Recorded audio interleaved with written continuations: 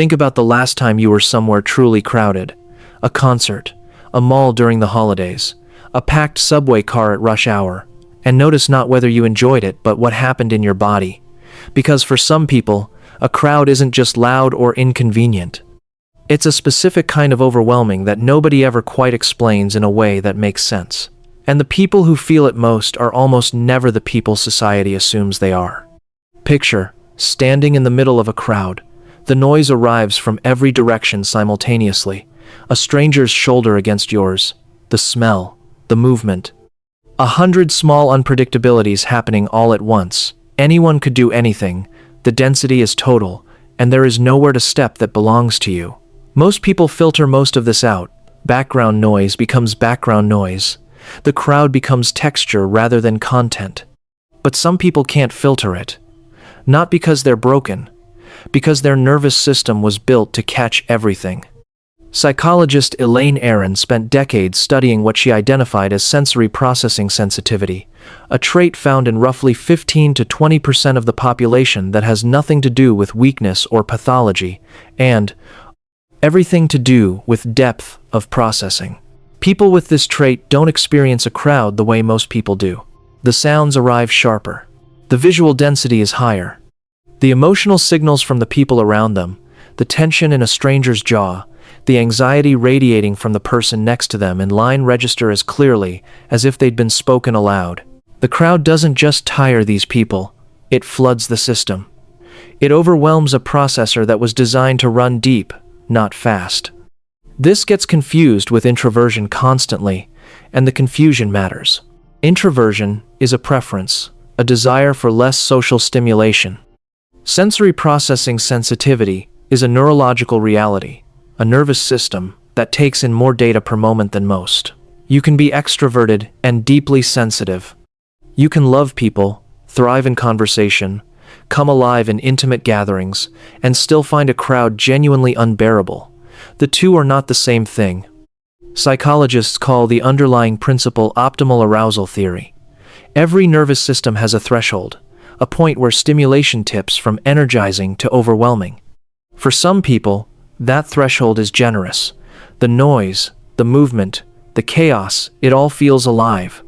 But for people whose threshold is lower, every social interaction, even a good one, draws on a resource that only quiet can restore. And a crowd doesn't just draw on it. A crowd empties it in 45 minutes. There's a second layer that rarely gets named, the loss of personal space. Anthropologist Edward Hall identified something he called proxemics, the study of how humans use and respond to physical space. His research showed that we maintain invisible but psychologically real zones around our bodies. The personal zone, roughly 18 inches to 4 feet, is the space we reserve for people we've chosen to be close to. A crowd violates that zone constantly, from every direction, by strangers who have made no such agreement. For most people, this is mildly uncomfortable and manageable. For people with high body awareness, a history of environments where proximity felt unsafe, or simply a more finely tuned sense of physical boundaries, this isn't discomfort. It's a genuine physiological stress response that the body has no way to turn off mid-crowd. If this is resonating, if you're recognizing a pattern in yourself, or someone you know that finally has some language around it, take a moment to like this video. It helps more people find conversations like this one. And if exploring the psychology beneath how people work is something you want to keep doing, subscribe. This is exactly what we do here. But here is the hidden trait that most people never think to look for. People who avoid crowds are very often deep processors, individuals whose perceptual system is running at a higher resolution than average. In an intimate conversation, this is extraordinary. They notice the hesitation before someone speaks, the emotion that didn't quite make it into the words, the shift in a room that happens before anyone can name why. They are the people others describe as unusually perceptive, unusually present, the ones who seem to actually hear you. But in a crowd, that gift becomes a form of overload, because they're not experiencing one social environment, they're experiencing 50 simultaneously. The conversation happening nearby, the tension between the two people 3 feet away who haven't spoken yet, the grief on someone's face as they scroll through their phone.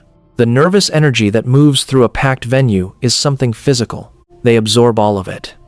And there is nowhere to put it. The assumption is that people who avoid crowds don't care about people. The reality, almost universally, is the opposite. They avoid crowds precisely because they care too much, because other people's emotional states aren't background noise to them, and 100 of those states hitting at once is simply more than the system was designed to process at that volume. Psychologists who study anxiety and high sensitivity note that, for some people, crowd avoidance is also connected to a hypervigilant nervous system, one that is perpetually scanning the environment for threat, that can't stop running its detection protocol even in perfectly safe situations. This often develops in people who spent time in genuinely unpredictable environments, where scanning was adaptive and necessary. The nervous system learned to do its job well. It just never received the signal that the original danger had passed. In a crowd and environment that is objectively less controllable than almost any other, that system works overtime. The darker truth, and this matters, not everyone who avoids crowds is doing it from a place of self-knowledge and preference. For some people, avoidance is less a choice than a retreat social anxiety that calcifies the longer it goes, unchallenged, depression that makes the effort of navigating a public space feel genuinely impossible, past experiences that left something that didn't fully resolve. For these people, the crowd has become not just uncomfortable, but a sight of something older and heavier. There is a difference between avoiding a crowd because your nervous system processes it too intensely and you know what you need, and avoiding a crowd because you've stopped trusting your ability to handle the world. One is self-awareness. The other is a cage that has been made to look like a preference. Only you can know which one is true, and that question is worth asking honestly. And if you're watching this right now, you probably recognize something about what you just read. You see yourself in it, but part of you still feels like it shouldn't be about you. For the people who genuinely know, who understand their own nervous system, who have learned to build a life around the environments where they actually function best, who trade the noise for the quiet without apology, there is something worth recognizing in that. Low stimulation preference, as psychologists call it, is not a deficit. It's an orientation toward a richer interior life. The morning that unfolds without external demand. The conversation that actually goes somewhere. The particular quality of attention that becomes available when the crowd has been removed and the mind can finally stop managing input and start doing something with it. These people don't need the world to provide their experience. Their inner world is sufficient, and in many cases, more fully inhabited than that of people who require constant external stimulation to feel alive. The person who steps back from the crowd is not the one who is missing something. They are often the one who is receiving everything and has simply developed the wisdom to know that not all of it is theirs to carry.